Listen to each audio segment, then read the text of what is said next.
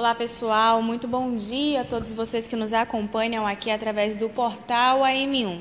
Nesse momento nós viemos falar de um assunto que tomou bastante repercussão nos últimos tempos nos noticiários, relacionado a um professor de 47 anos acusado de estuprar e de cometer o crime de importunação sexual com 14 adolescentes de uma escola. O que você pode fazer, o que os pais podem fazer para proteger essas crianças, que são adolescentes, são crianças que passam por isso, como identificar quando é assédio sexual, quando é importunação sexual? Você que está nos assistindo vai saber de tudo isso nessa entrevista que nós teremos agora com a presidente da Comissão de Proteção à Criança e ao Adolescente da OAB, a doutora Tandra Pessoa, que está aqui ao meu lado, que vai dar detalhes a respeito de como você pode denunciar, de como você pode identificar quando é importunação sexual ou quando é assédio sexual. Doutora, muito obrigada por nos receber aqui e disponibilizar do seu tempo para explicar de um assunto que é tão relevante para a sociedade,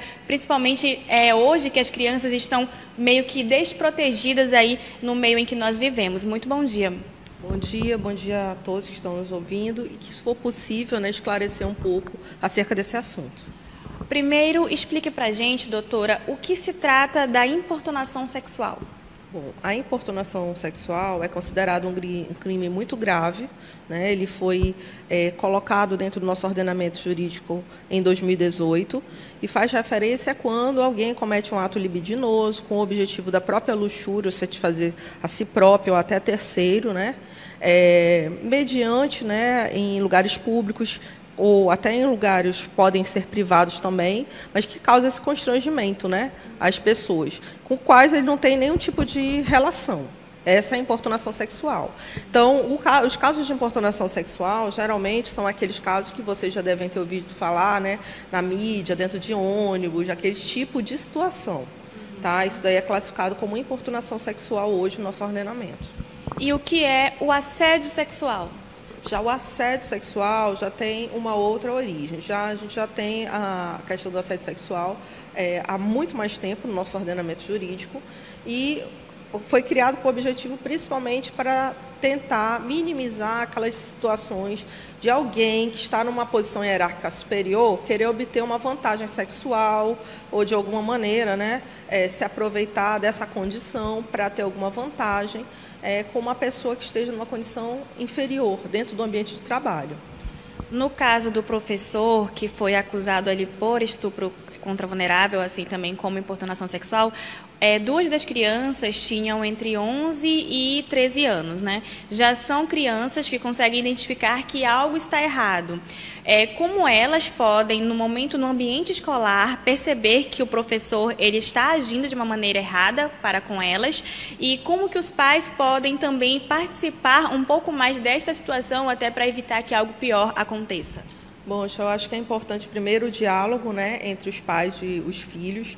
Muitas vezes essas situações são corriqueiras, Foram mais de 14 vítimas, salvo engano, desse professor, E apenas 2 inicialmente foram realmente atrás. Então, a gente precisa primeiro trabalhar essa questão do diálogo dentro da família, Dentro da própria escola existem canais de denúncia. Todas as escolas públicas particulares sempre têm canais de denúncia.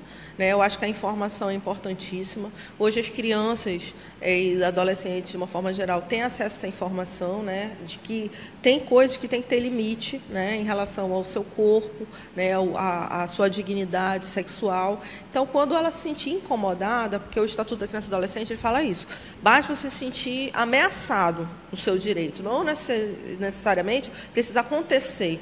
Mas quando você sente que está acontecendo alguma coisa estranha, já é o momento de até se pronunciar e denunciar, Por vezes as meninas têm muito medo, Até os rapazes têm medo, porque esse tipo de assédio, gente, não é só, no caso, essa importunação sexual, que no caso dele foi estupro, a classificação foi essa, estupro, que é criança e adolescente, e importunação, pode acontecer também com os meninos. Você imagina um professor, uma professora assediando. Então, assim, a gente sempre tem que trabalhar a questão do diálogo em casa e dos veículos de denúncia dentro da escola. O professor, por exemplo, eu estava até lhe contando um caso de um professor que, inclusive, poderia ali passar... Professor de educação física, que é onde tem mais contato com pessoas, assim, físico, né, com os alunos, as alunas, como identificar que está passando um pouquinho do limite ali, a aluna pode identificar e já, claro, né, procurar a ajuda dos pais? É meio complexo, né, a gente entender essa questão do limite, que é limite para uma, pode não ser limite para outra. Mas eu creio assim, a partir do momento que, no limite daquela criança, aquilo está sendo inconveniente, eu acho que já é o momento de denunciar. Né?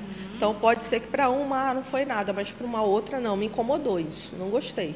Não gostei da forma que ele me tratou, da forma que ele me tocou, e nós temos que começar a pensar nisso, né? Encontrar esses canais das mulheres, né? Somos todas mulheres, independente da idade, para nos prevenirmos de situações futuras, né? Que ainda, infelizmente, ocorrem.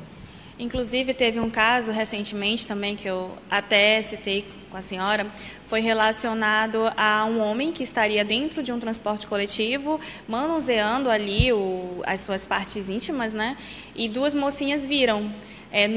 No ato ali, elas ficaram meio receosas de falar alguma coisa, mas depois elas foram, denunciaram.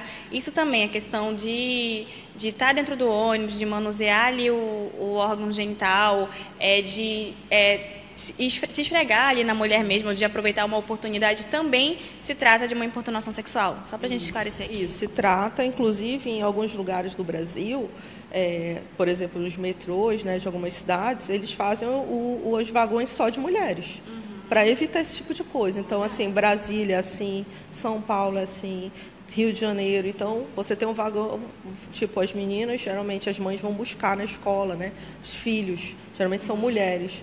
E em Brasília eu vi muito isso, né? A pessoa entrar no vagão, a maioria eram mães com seus filhos, era uma forma de se sentir segura. Felizmente isso no transporte público, nós não temos metrô aqui na nossa cidade, no nosso estado, é mais complicado, mas espero que não chegue a esse ponto, né? A gente ter um ônibus só para as mulheres para evitar esse tipo de situação. Isso que eu já ia falar, né? Agora, sim, é triste pensar que precisa ter um local apenas para as mulheres, apenas para as crianças, né? Para que esse tipo de coisa que se trata de um crime aconteça. É muito triste pensar que isso realmente em algum lugar pode acontecer e pode chegar aqui à nossa cidade, né? Isso, e é importante a gente falar que geralmente os motoristas de ônibus, né, os cobradores, eles são treinados, eles sabem dessas situações e eles precisam ser informados de qualquer ocasião, né, que ocorra uma situação absurda dessa, né, não se calem, realmente vocês podem comunicar, né, para que as medidas cabíveis sejam tomadas. Ok. Agora, doutora, como que a pessoa pode denunciar, pode procurar ajuda realmente quando isso acontecer? Bom, acho que o caminho seria realmente, como eu falei, dependendo do ambiente, né, procurar quem está naquele ambiente.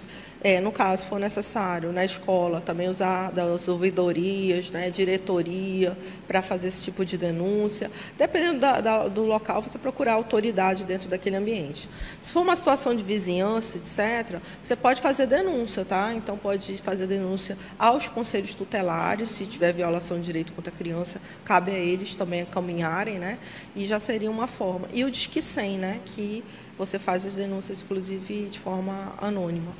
Só para a gente frisar, o papel da escola, né, relacionado a isso, é ficar atentos, os professores ficarem atentos aos alunos, né, a qualquer mudança de comportamento ali, e assim também como os pais, chegou mais diferente, chegou estranho, chegou mais calado em casa, é sempre bom, é atenção na criança. Isso. Inclusive, durante esse período do Covid, nas estatísticas aparecia lá que diminuiu, né, os índices de violência. Não é bem isso, na verdade, não tinha muita notificação, eram subnotificações, porque a escola não estava funcionando. A escola tem sido um veículo, um meio, né, de denúncias acontecerem, de realmente as coisas caminharem, né? Então, os educadores, eles se preparam para isso, eles têm um direcionamento, inclusive tem comissões especializadas, tanto por exemplo, no município quanto no estado, para fazer esse encaminhamento. Pronto, muito obrigada, viu, presidente, por nos receber aqui na OAB e esclarecer esses pontos de extrema importância para toda a sociedade, principalmente para os pais ali que precisam proteger os seus filhos e com relação, claro, né, principalmente no ambiente escolar, que foi onde tudo começou. Agora, você que está nos assistindo, assim como a doutora informou aqui, Disque 100 para denunciar, procure ali também um conselheiro tutelar, procure os responsáveis na escola, procure os pais, né, você que é menor de idade ali, sentiu uma diferença dentro do colégio, o professor já lhe tratou de alguma outra forma que lhe incomodou, fale, busque ajuda, porque ficar calado só vai resultar em algo muito pior. Gente, muito obrigada pela audiência de todos vocês. Eu peço que vocês compartilhem essa transmissão para que o número maior de pessoas sejam alcançadas e todas essas informações que foram ditas aqui durante esta entrevista possam chegar realmente a um número maior de pessoas. Eu sou a repórter Cristina Carvalho para o portal AM1 Informação com Qualidade.